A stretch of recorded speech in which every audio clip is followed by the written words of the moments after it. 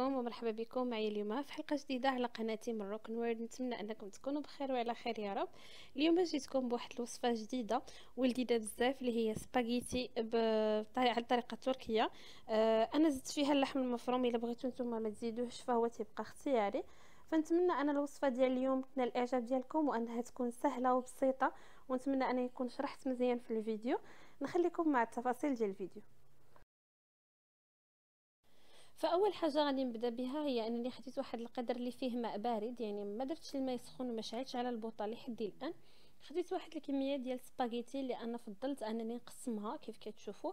الا بغيتوا انها تخدموها يعني الشكل العادي انها تبقى طويله فكيبقى لكم الاختيار. كنضيف قياس واحد 4 ديال المعالق ديال الزيت العاديه وشويه ديال الملحه وكنشعل عليها النار.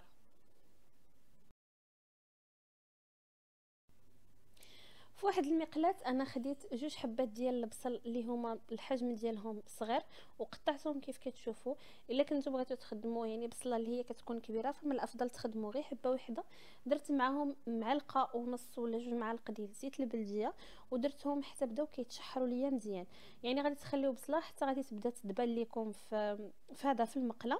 عاد غنضيفوا ليها واحد الحبه ديال الطماطم اللي نقيتها وقطعتها مكعبات، ولكن ما حيت ليهاش هذاك الماء اللي كيكون في الداخل ديالها، يعني غير نقيتها وقطعتها وضفتها مباشره على هذيك بصله. وغادي نبدا نحركهم حتى غادي تدبل ليا هذيك مطيشه، يعني حتى غادي تنزل ليا هي بحال غترجع يعني غتندمج لنا مع بصله. كيف كتشوفوا راه السباغيتي عندنا بدات كتطبخ، ولكن كنبقاو نحركوها كل شويه بهذا الشكل، يعني ما تغفلوش عليها. ما تخافوش راه ماشي ما بارد يعني انها غادي تعجن لكم ولا شي حاجه، ما تيطرى ليها حتى شي حاجه. فمن بعد ما دبلات ليا بصله ومطيشه فانا ضفت واحد الكميه ديال الكفته كتبقى اختياريه، الا بغيتو تضيفوها ضيفوها، ما بغيتوش ما تضيفوهاش. كنضيف من بعد الملح على حسب الذوق، يعني انا ما كنديرهاش ملحه بزاف ولاننا درنا شويه ديال الملح مسبقا في الماء فاش سلقنا سباغيتي، فدرت معها شويه ديال الخرقوم وشويه ديال السكينجبير وغادي نحركهم مزيان حتى غادي يندمجوا ليا. في هذه الاثناء كيف كتشوفوا راه سباغيتي نقص فيها الماء، غادي تخليو هذاك الماء حتى غينقص مزيان، يعني لان ما غاديش نصفيوها نهائيا. فغادي تخليوها الطبخ، ما غاديش ديروا لها، ما تصفيوهاش وما تنقصولهاش في الماء، غتخليوها الطبخ حتى كيف كتشوفوا ان الماء راه نزل يعني ولا قد المستوى ديال السطح ديال سباغيتي. ضفت ليها 2 معالق ديال مركز ديال الطماطم. انا عندي طماطم لي شويه زايده فيهم الهريسه، ولكن رغم ذلك غادي نزيد واحد شويه الهريسه اللي كتبقى اختياريه، يعني بغيتو تخدموها خدموها، ما بغيتوش ما ديروش فيها نهائيا الهريسه. انا راه ضفت الهريسه هنايا وضفت شويه ايضا في الحشوه، يعني في هذيك اللي كنطيب مع بصله. فكيف كتشوفوا ضفت غير راس المعلقه ديال الهريسه وغادي نخلطو مزيان وغادي تخليو يعني هذيك لاصوص غادي تخلط مع هذاك الماء. فغادي نبقاو نستمروا في التحريك، يعني بقاو تحركوها مزيان حتى غادي تذوب هذيك المطيشه وسط من هذاك الماء اللي باقي لينا. وغادي نقصوا في هذه الاثناء العافيه، يعني ما ديروش عليها النار مجهده، نقصوا عليها النار وبداو تحركوا كل شويه، تحركوا باش ما، لان الحيت كتزيدوا ديك لاصوص طوماط هذاك الماء تيختار فممكن انه يتلصق لكم.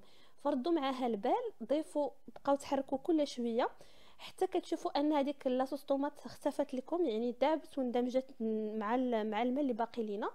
من بعد ما كتقال كيف كتشوفوا راه الشربات هذاك الماء ما بقاش بشكل نهائي. فهنايا مباشره طفيت عليها النار وضفت هذيك الحشوه اللي ايضا باقيه عندي سخونه. كيف قلت لكم انا درت هنايا درت من قبل، يعني درت فيه الكفته. الا ما بغيتوش ديروا الكفته ما ديروهاش، بغيتو ديروا لا داند ولا دجاج اي حاجه متوفره عندكم في الدار فهي كتجي بها لذيذه. هاد الوصفه كتخلينا اننا اولا ما كتضيعش بزاف د الوقت واقتصاديه، يعني ما كتضطروش طيبوا بزاف. فوصفه سهله وبسيطه للناس اللي كيبغيو غدا ولا عشاء سهل. فهذا هو الشكل النهائي ديال الوصفه ديالنا، نتمنى انها تنال الاعجاب ديالكم وانكم تجربوها. ما تنساوش الى عجبتكم الوصفه شاركوها مع الاقرباء ديالكم والاصدقاء ديالكم، ونخليكم ان شاء الله على امل اللقاء بكم في حلقه قادمه. مع السلامه.